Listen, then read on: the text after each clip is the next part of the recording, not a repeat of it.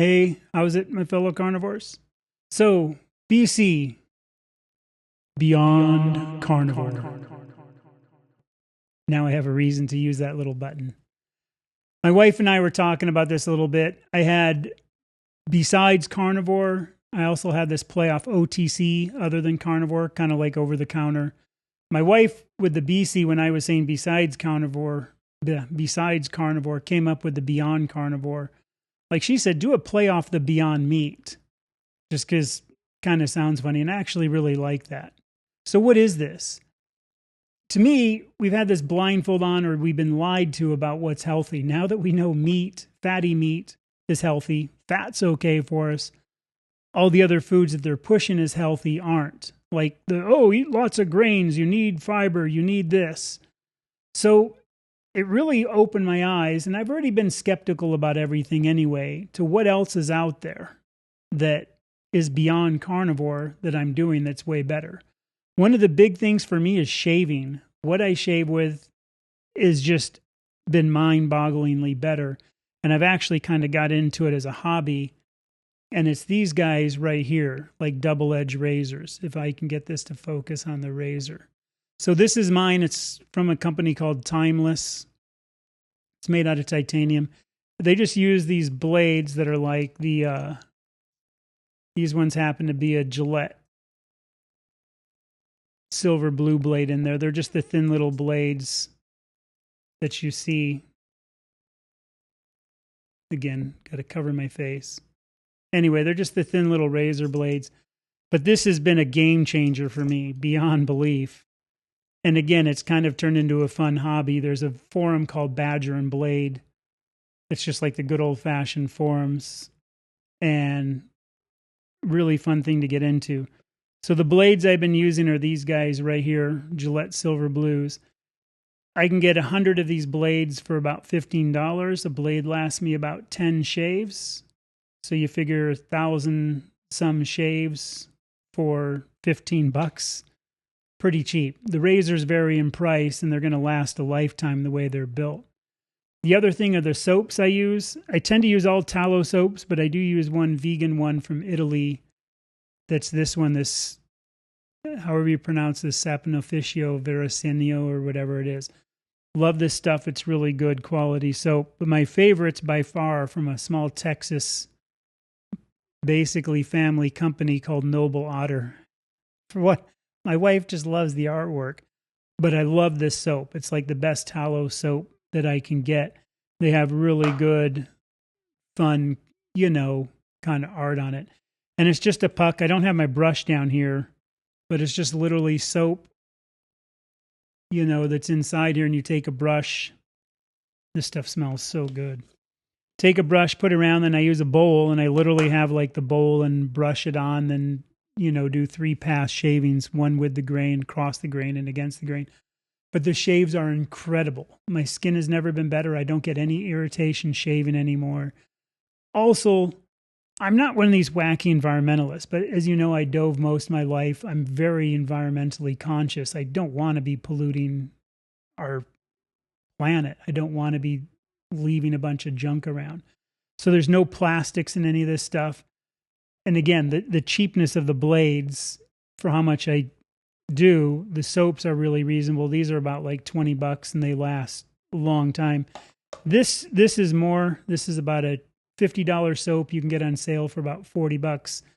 I've had this for a year and a half and I'm still using it because I kind of rotate through a few different, soaps.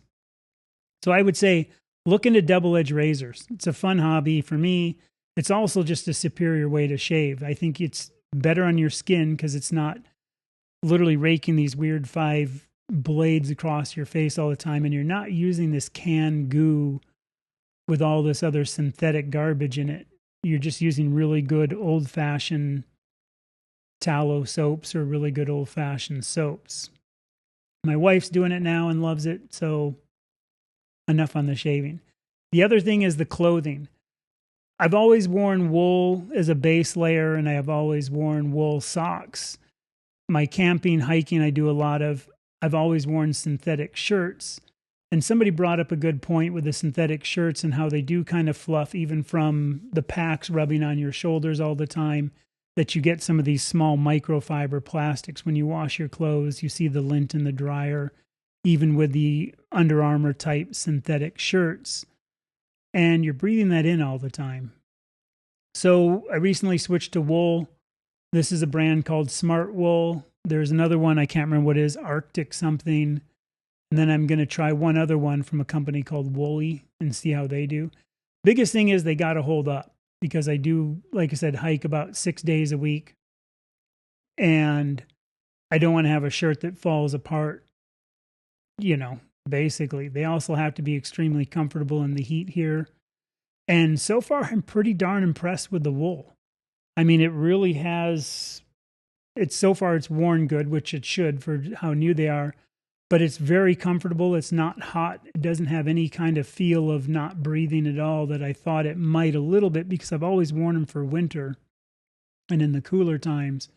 So pretty impressed with it. I should say this about my clothing. I'm still going to wear synthetic shorts. I wear a company called Fall Raven that are just incredible shorts.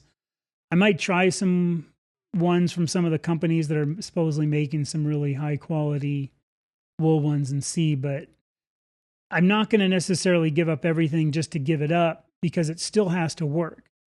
It's kind of like Carnivore. It works. If there was some other thing that worked better, I would probably be doing it, but I'll tend to go for what works the best and is also the healthiest for me. But with clothing, I kind of need that works the best, lasts the best, and does the job the best, over saying just trying to be natural with wool. These are my hiking shoes. Zero drop shoe. The heel and the ball of your feet are at the same height. And that's pretty important. That's how we are naturally. All the time in the islands, I just wore cheap rubber slippers. You guys would call them flip-flops. My joke is flip-flops are what politicians do. So the other thing is they're really wide foot toe box. And so your feet naturally spread out like they should, not all bunched into a tight, weird, pointed thing. So look into these. Ultra and Topo are the two big companies for kind of hiking shoes, walking shoes, but look into Zero Drop, all the benefits. The other thing is these don't have a weird toe rise that force your toe into this position that lets it roll easier. And there's a lot of stuff about it, like when your toe's in an artificial up position, your muscles basically stay in this more like kind of compressed state where they start to kind of form that. They can't stretch out as much. Same thing, the Zero Drops are easier on your knees, better on your knees. Some people will say a 5 millimeter will leave a little bit of pressure off your shins, where your shin won't get as much. But it's also something, if you wear Zero Drops all the time, you kind of get back to more what we should be. And then with that, you're back to, again, like eating meat, you're back to walking in bare feet in a sense, but with some protection. The super thin of the Superior, you can get them with thicker cushion, which would be fine if you want to get used to it. A lot of people like the really low ones because you are lower, there's less height. So as you're going on rocks, you feel more stable. And it also helps your foot really conform to the rock, really feel things through it. And it actually, they said, strengthens your feet quite a bit over having something too cushy.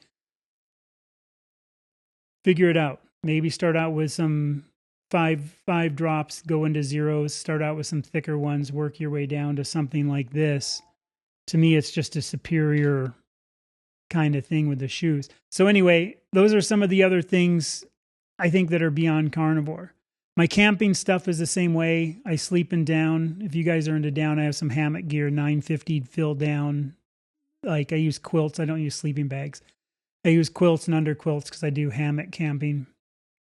And I have some natural stuff for camping and I have some synthetics. And again, it kind of balances out what is the best thing for the kind of camping I'm doing. But what I'd love to do is have you in the comments below, if you would, leave what is your BC? What is your beyond Carnivore things that you found with your life? Again, for me, I think there's quite a few others. Those are just some of the big ones that I'm doing. Changing my clothing. The shaving has just been groundbreaking and the shoes have just been amazingly better than what it is. I am going to cover some kitchen stuff in another video because I think that deserves its whole video on like the carbon steel pans that are non-stick, getting away from the Teflon as much as we can. While it's inside the air fryer, I use a stainless trivet or whatever inside the air fryer, but I know it's around the thing, so it is a real consideration, and I know some of you won't want to use it, and respect to you on that. And that's still probably why I grill most of my food outside, and I have an outside kitchen, which is a whole nother thing also. So anyway, stay carnivorous, my friends, and ahoy ho. And go ahead and check out that video next.